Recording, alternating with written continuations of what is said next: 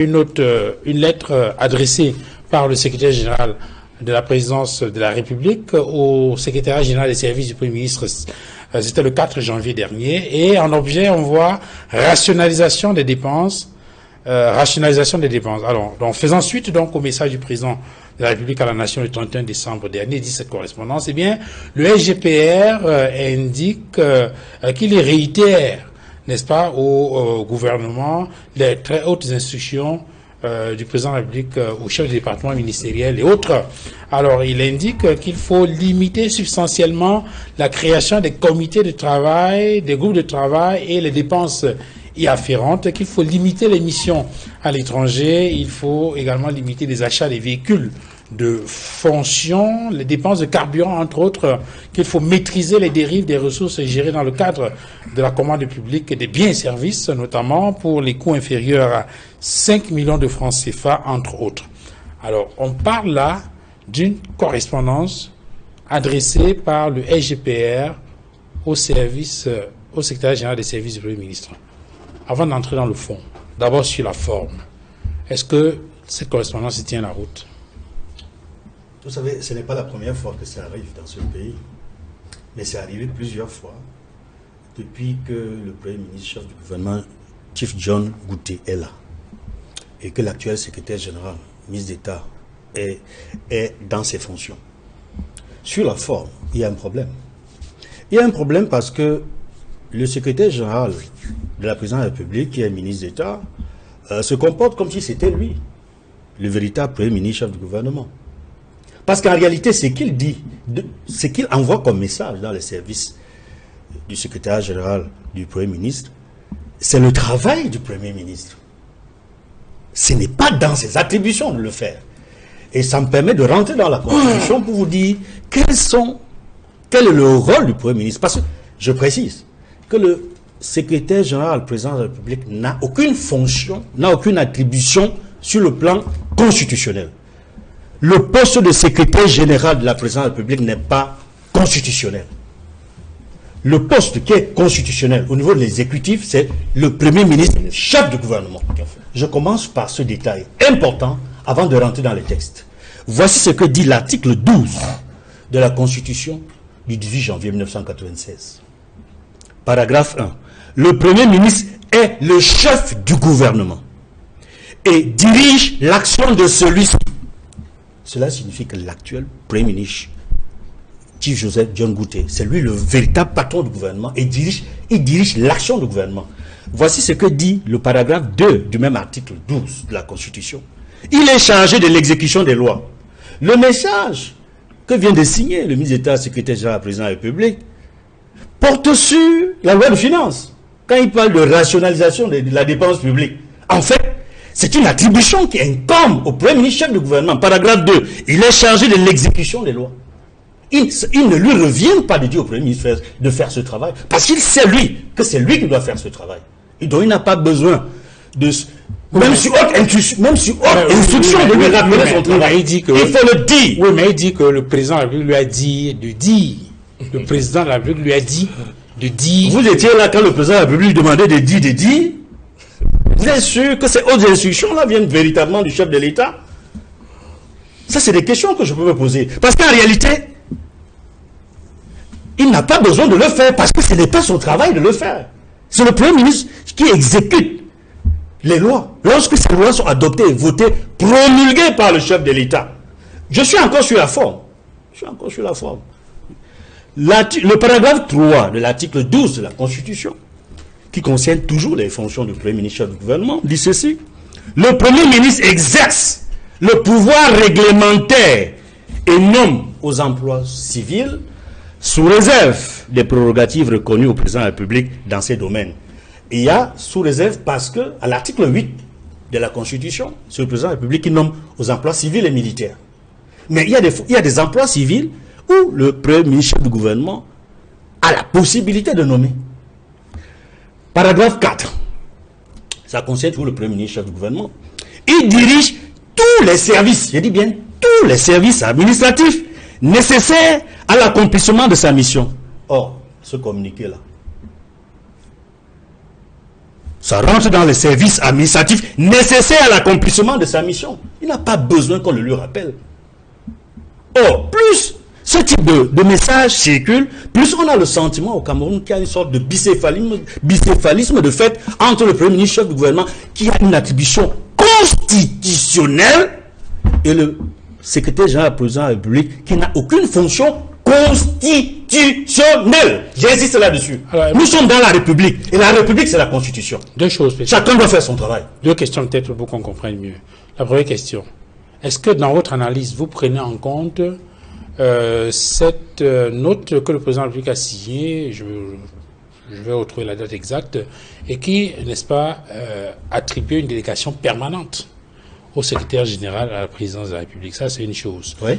Et autre chose, est-ce que vous avez pris en compte, est-ce que cela n'est pas une façon pour le président de la République, je veux dire, le fait d'envoyer le secrétaire général à la présidence, dit au Premier ministre ce qu'il faut faire, est-ce que ce n'est pas lié au fait qu'il n'y a pas suffisamment de conseils de ministres et que pour pallier cette carence-là, le chef de l'État utilise cette mécanique-là?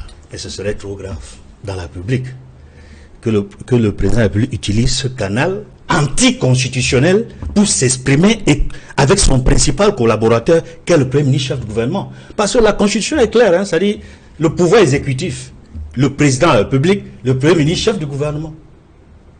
Il ne dit pas quelque part le secrétaire général de la présidence de la République. Cela signifierait, pour expliquer ce que vous venez de dire, que le président de la République viole la Constitution. Cela signifierait que le président de la République viole la Constitution. La Constitution n'octroie aucun pouvoir au secrétaire général de la présidence de la République. Je cesse de le répéter. Le pouvoir, c'est au président de la République, dans l'exécutif, et ensuite le Premier ministre, chef du gouvernement, qui dirige l'action du gouvernement. Cela voudrait également dire dans l'interprétation que lorsque le Premier ministre dirige ses conseils de cabinet, cela signifie qu'il n'a peut-être pas la possibilité de rencontrer souvent le président de la République pour échanger avec lui. Et ce serait également grave qu'il n'y ait pas communication entre le président de la République et le Premier ministre, chef du gouvernement. Je suis dans l'analyse pour comprendre ce texte-là, qui ne respecte pas la procédure.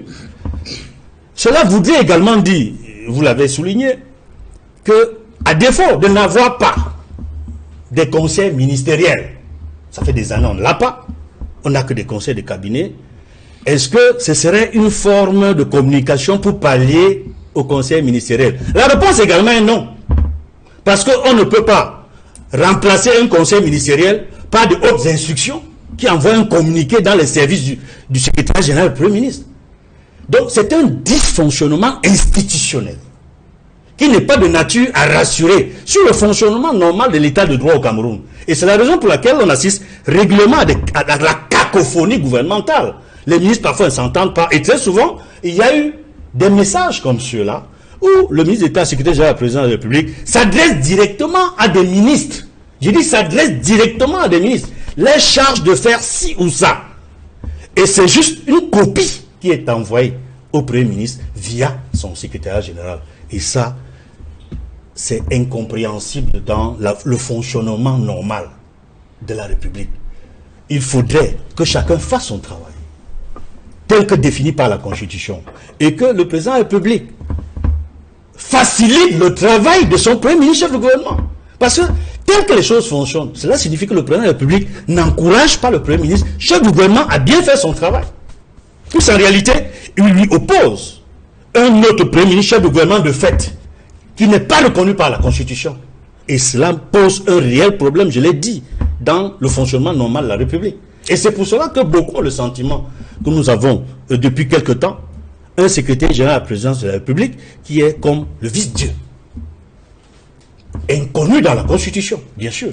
Même si certains décrets lui ont renforcé son pouvoir, notamment dans la discrimination des dossiers qui parviennent au secrétaire général à la présidence de la République qui concerne le président de la République. Il peut même discriminer et ne faire voir que ce que lui veut au président de la République. C'est trop grave. Moi, je pense qu'il faudrait que le président de la République rassure les citoyens camerounais dans le fonctionnement normal de la République par le respect des normes constitutionnelles.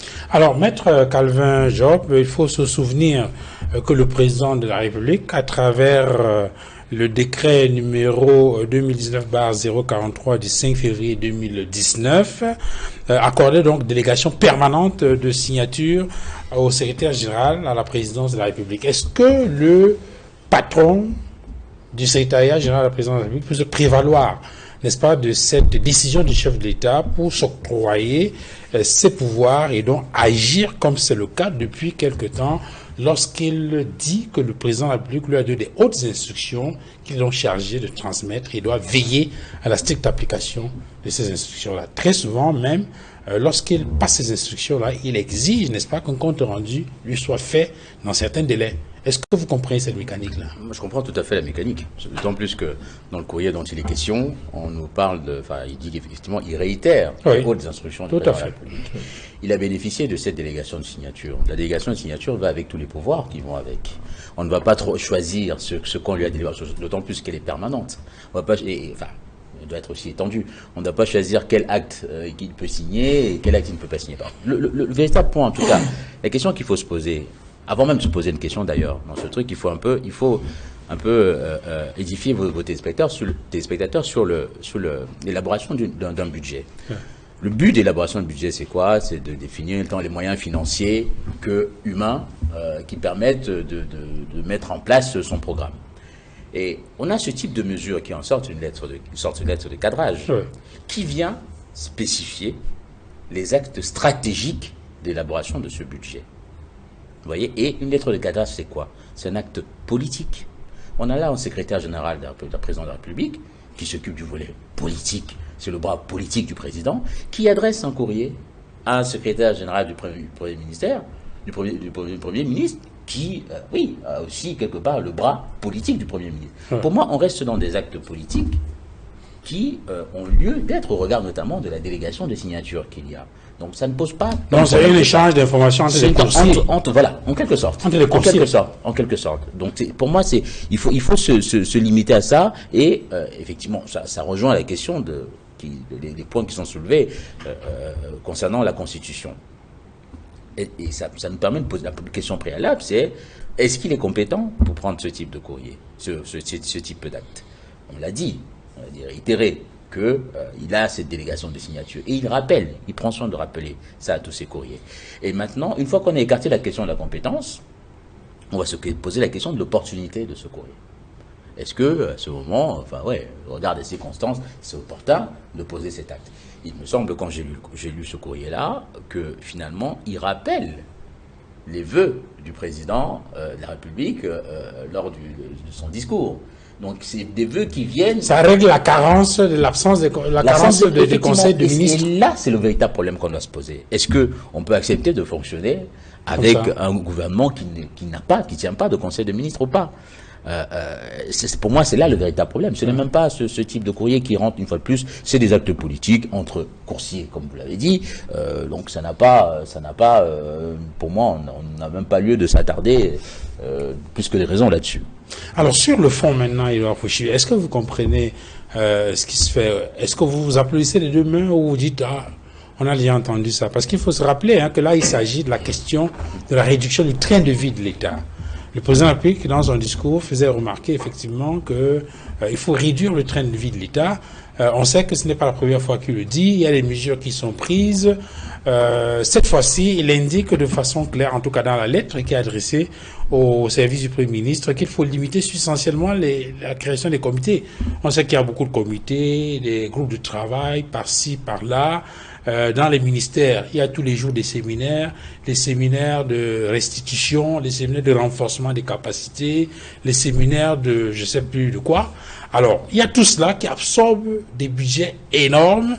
La lettre rappelle qu'il faut mettre un terme à tout cela.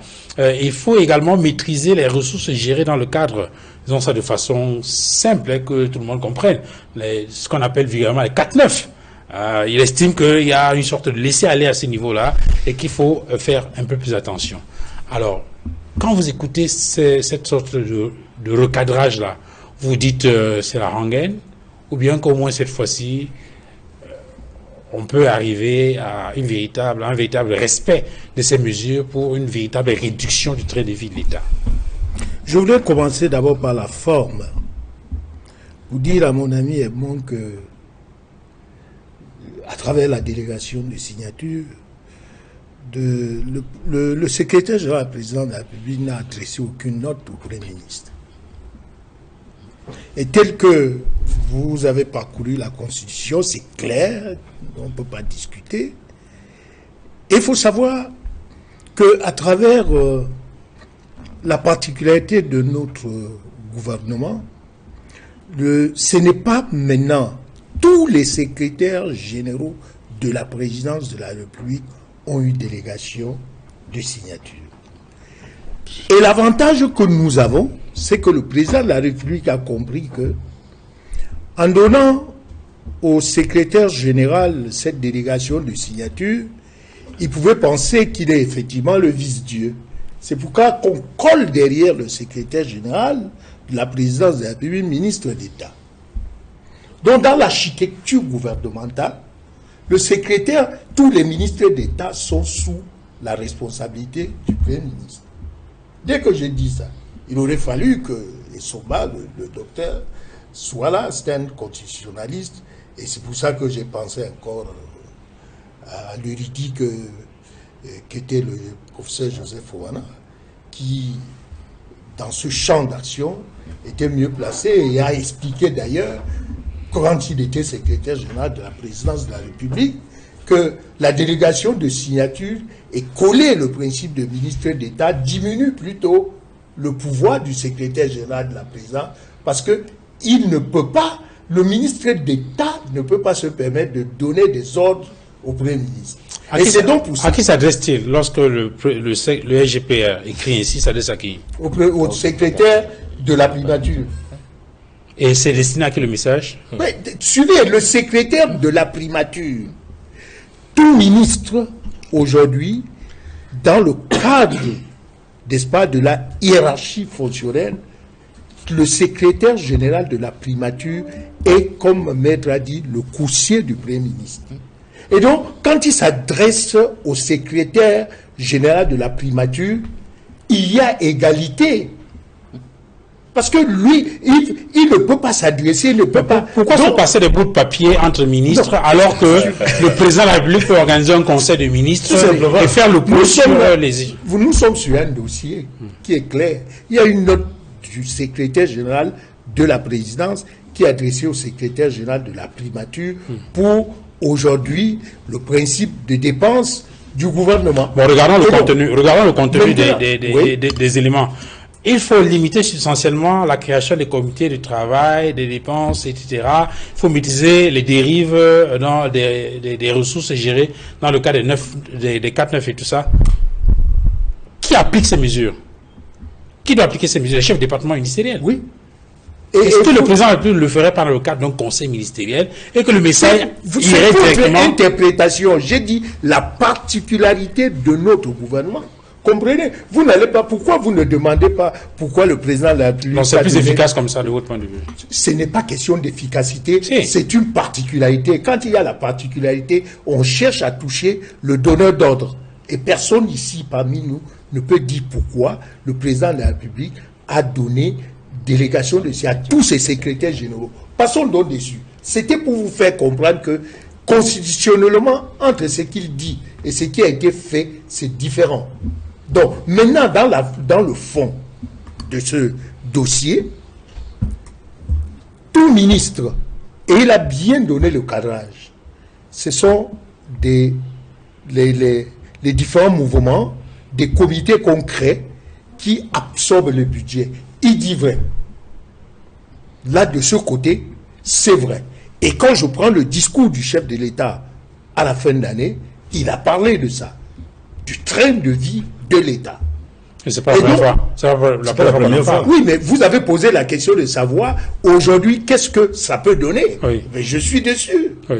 Alors, donc, les autres, vous avez vu que depuis que le chef de l'État a parlé de train de vie, il n'y a jamais eu, par exemple, cette correspondance. Cette correspondance, je vais apporter ma contribution pour qu'on arrive à un résultat probant.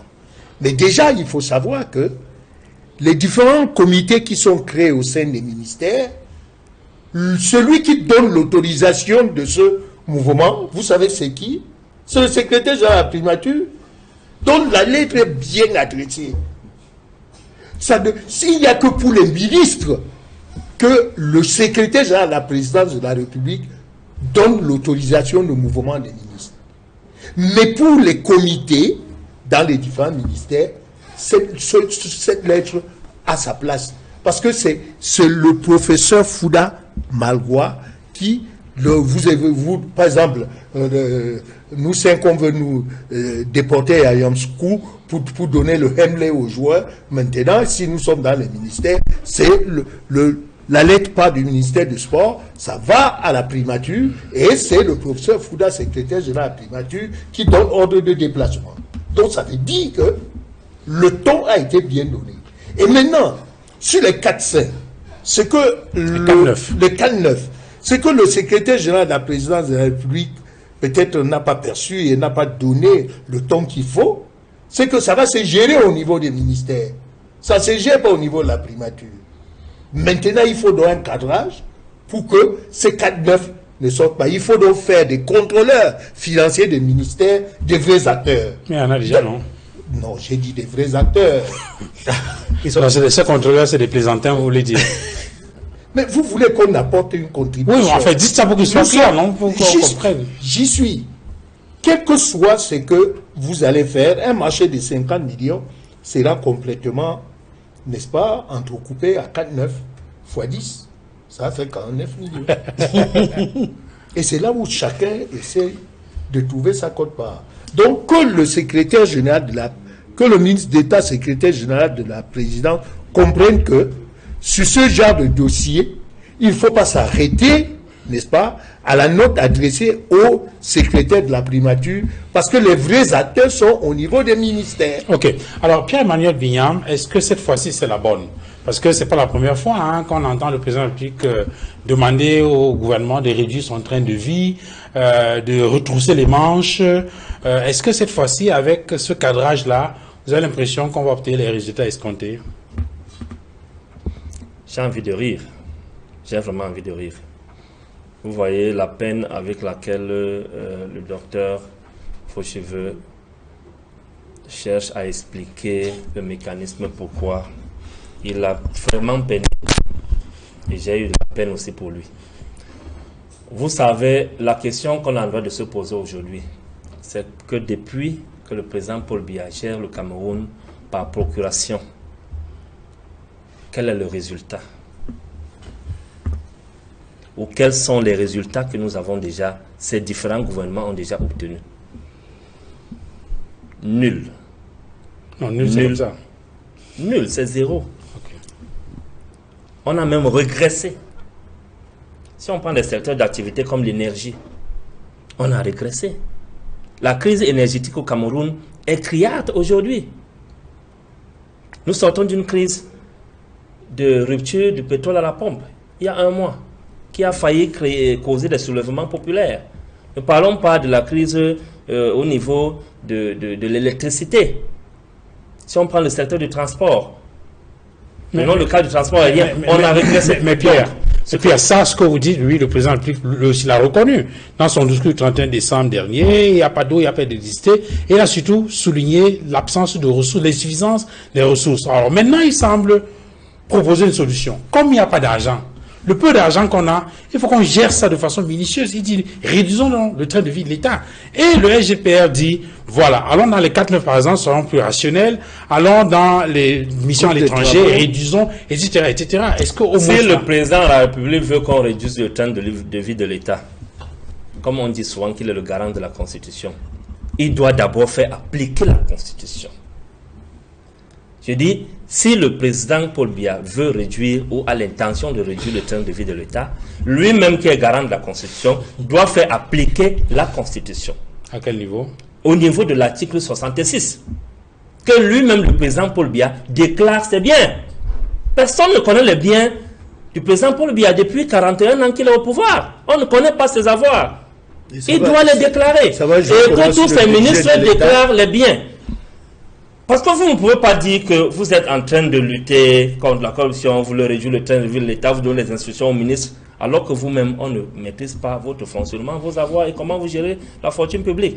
Quand sa fille affrète un avion, qu'elle fait attendre des heures et des heures pour aller rendre visite à ses copines et tout, elle monte avec l'avion, elle descend comme elle veut, elle fait ceci, elle fait cela, des dépenses.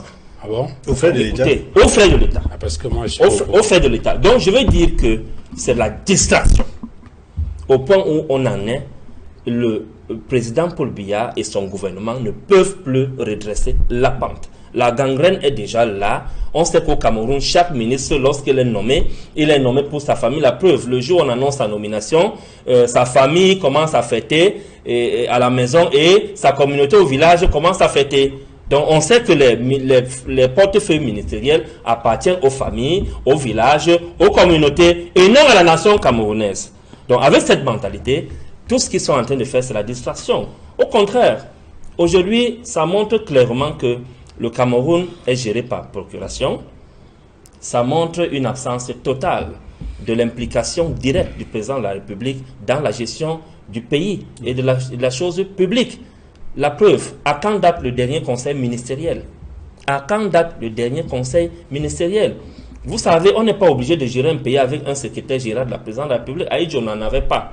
On peut annuler ce poste. Le MRC peut prendre le pouvoir demain. On enlève ce poste dans la gestion de la chose publique. On ne peut plus se passer du secrétaire général de la présidence, puisque les résultats ne sont pas escomptés. C'est un cas que je prends. Les résultats ne sont pas escomptés. Ça ne nous a rien apporté. Aïdj a géré ce pays sans ce poste-là. Mais le Cameroun se portait mieux. On était au vert sur presque tous les plans. Même au niveau, sur le plan économique, le Cameroun était au vert. On avait atteint l'autosuffisance alimentaire dans les années 70. Donc on peut annuler ce poste, puisqu'il n'est même pas constitutionnel. C'est le poste de Premier ministre qui est reconnu par notre Constitution. Et le Premier ministre actuel est déplumé. Moi, je pense que si je suis à la place du Premier ministre actuel, ces correspondances qui viennent du secrétaire général de la présidence de la République, je les prends, je les plie, déchire et jette dans la poubelle de mon bureau. J'attends que le président de la République me convoque. Et je lui fais valoir ma fonction devant lui. Et lui fait comprendre que s'il n'est pas à l'aise de travailler avec moi, je lui présente ma démission. Mais puisque la démission n'est pas dans la culture du régime de Paul Biya, Maurice Kamto avait démissionné de ce gouvernement. Nous, au MRC, on a la culture de la démission quand ça ne va pas. Donc, puisque le RDPC n'a pas cette culture, le Premier ministre John Gouté est seulement là, comme un pot de fleurs. Il n'a aucune fonction dans ce qu'il fait. C'est pour ça que Maître Doki a... Voilà. Donc, démissionné. Merci.